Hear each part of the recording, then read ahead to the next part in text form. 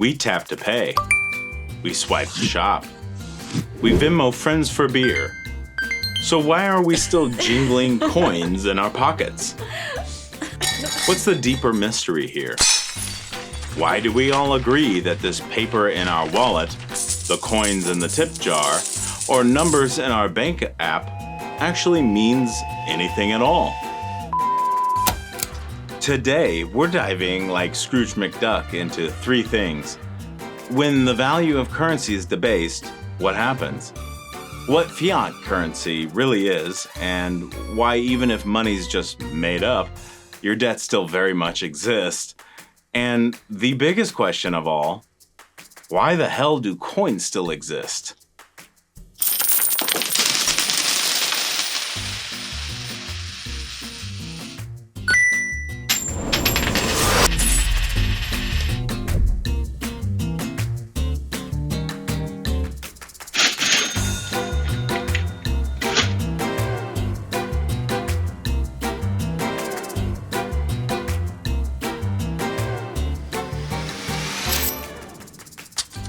Once upon a time, coins were money in its purest form, made of real silver, copper, and gold. Their value was intrinsically tied to the weight of the metal. You didn't just trust your money, you bid it.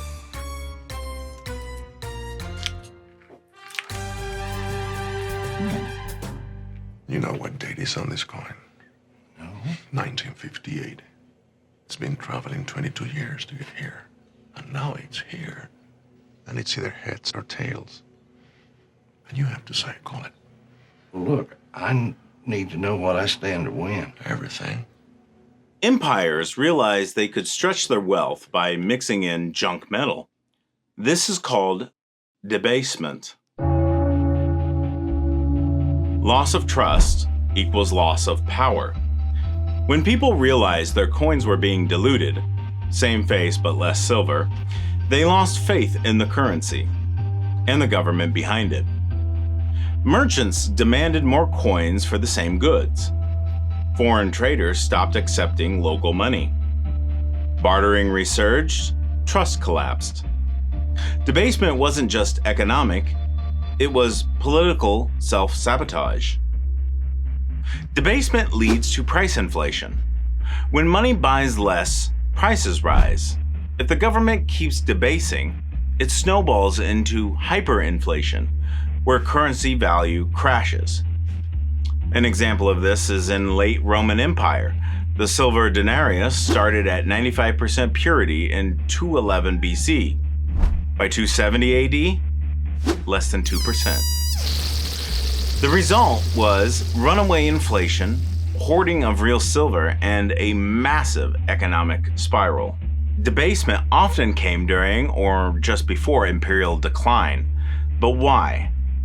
Because empires needed to pay for wars, palaces, or bloated bureaucracies without raising taxes. The coin became the scapegoat. In Rome, soldiers were paid in increasingly worthless money. They demanded more. Revolts happened, and the empire fragmented. In 16th century Spain, after flooding Europe with New World silver, inflation skyrocketed. The empire overborrowed, defaulted multiple times, and its economy crashed, despite its literal boatloads of silver. Debasement worked briefly. It allowed governments to pay debts, fund armies, and avoid unpopular tax hikes. But over time, the damage was clear. Weak money equals a weak state. Every time a currency is debased, it's a signal. The empire is trying to stretch what it no longer truly owns. It's like watering down wine. Eventually, no one wants to drink it. Today's US penny, 97.5% zinc. Only Lincoln's face remains honest. Oh. This is gold, Mr. Bond. All my life I've been in love with its color, its brilliance, its divine heaviness. I welcome any enterprise that will increase my stock. Do you expect me to talk? No, Mr. Bond, I expect you to die. The gold standard was always a balancing act. From the late 1800s through much of the 20th century, the US and many countries followed the gold standard. Money could be exchanged for a fixed amount of gold. That kept currency value stable and prevented governments from printing money freely. But there was always tension between what money was worth and what it could buy, especially during war, depression, and globalization. Both world wars were incredibly expensive. Countries printed more money than they had gold to back it up, suspending or weakening the gold standard temporarily. After World War II, the Bretton Woods system created a compromise. Foreign currencies were tied to the US dollar. The dollar was tied to gold at $35 an ounce.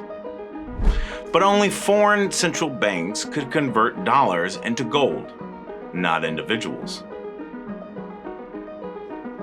So while the gold connection existed, it was already drifting away from what ordinary people could buy or exchange. By the way, if you don't know, the price of gold today, nearly $3,400 an ounce. By the 1960s, global trade and US spending had exploded. But gold? It's finite. There simply wasn't enough gold to support all the dollars being printed and circulated worldwide.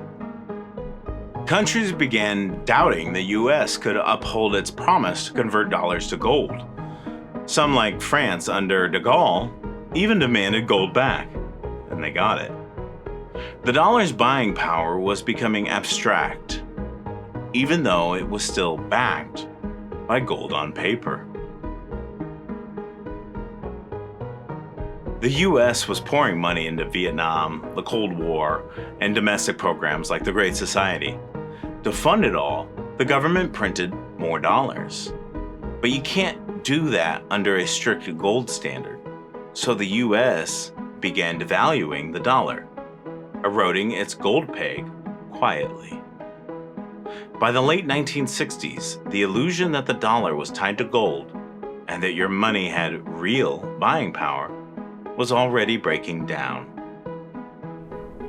In August 1971, facing a potential gold run, President Nixon suspended convertibility of dollars into gold. The time has come for a new economic policy for the United States. Its targets are unemployment, inflation, and international speculation. And this is how we are going to attack those targets. Accordingly, I have directed the Secretary of the Treasury to take the action necessary to defend the dollar against the speculators. I have directed Secretary Connally to suspend temporarily the convertibility of the dollar into gold or other reserve assets, except in amounts and conditions determined to be in the interest of monetary stability and in the best interest of the United States. That greed, for lack of a better word, is good. Greed is right. Greed works. Greed clarifies, cuts through, and captures the essence of the evolutionary spirit. Greed in all of its forms. Greed for life, for money, for love, knowledge, has marked the upward surge of mankind, and greed, you mark my words, will not only save Teldar paper, but that other malfunctioning corporation called the USA. Thank you very much. Okay. So we lost the value of the dollar, and metal is just zinc and zilch. Tell me something I don't know, genius video guy. So this is the thing I didn't really know either, and the real question. What the hell is fiat currency? Fiat comes from Latin, let it be done. Fiat money has value because the government says it does, and we all go along with it. Look at a chart of the value of money from then on. It's like that scene from Star Wars, Episode 1, where the cord gets detached from the motor on the pod racer.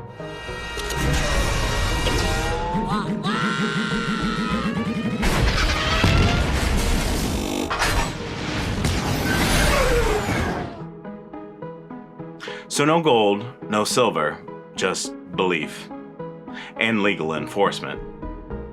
A $20 bill is worth $20 because we all agree it is, and because taxes, courts, and commerce demand it. Kind of, but with lawyers. Hey, that's a double word score.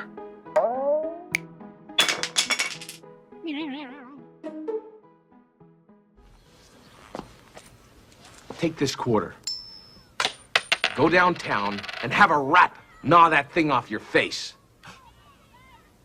Good day to you, madam.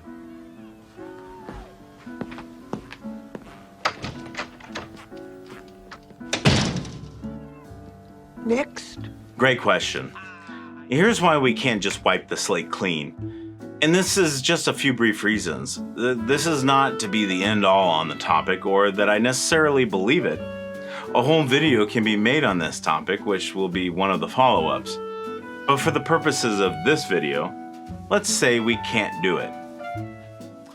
Just because we say we can't doesn't mean we shouldn't. Debts are contracts. Forgiving them breaks trust in the system. No one would lend again. Banks would collapse if payback disappeared. Hyperinflation. Forgive all debts, and money loses value fast. Governments need tax revenue. Erasing debt guts public services. So yes, fiat is made up, but debts are legally binding fiction.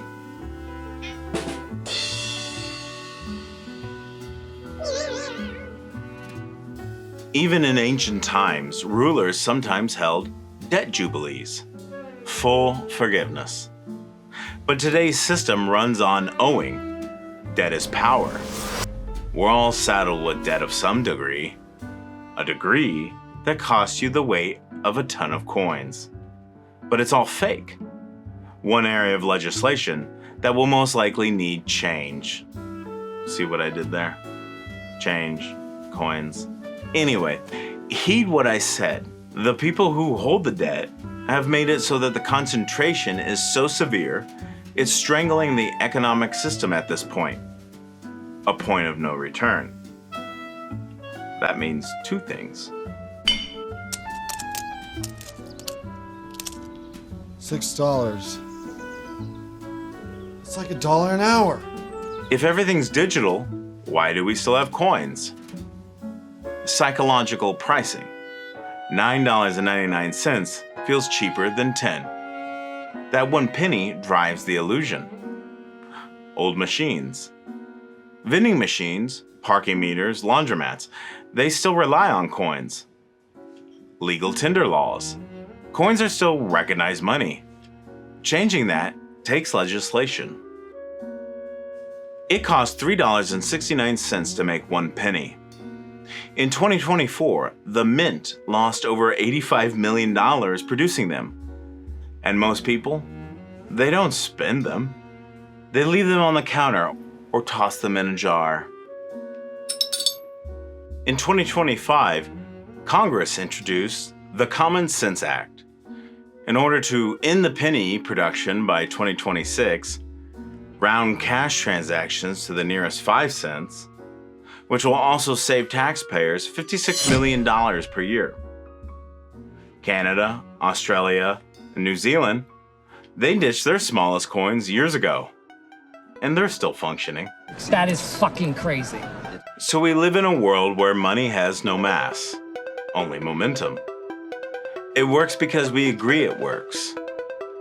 Coins will be discarded soon into the waste bin of history, just like the penny.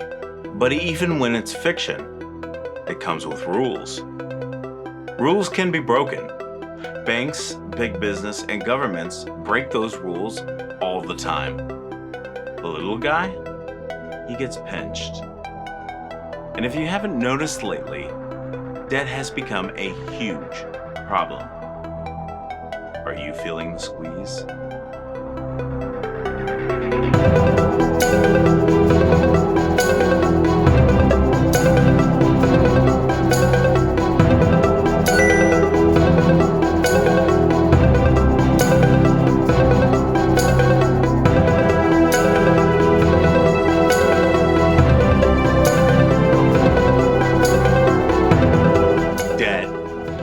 Basically, leave a comment if you have debt. I want to hear your thoughts about it. Thanks for making it till the end, and if you haven't, check out my Patreon to support the channel so it doesn't end. Just kidding. But it does help maintain what I'm doing since school is out and I'm no longer teaching for the summer. Click those buttons. That's Minerva. I'm Evan. And until next time, remember, mystery equals history.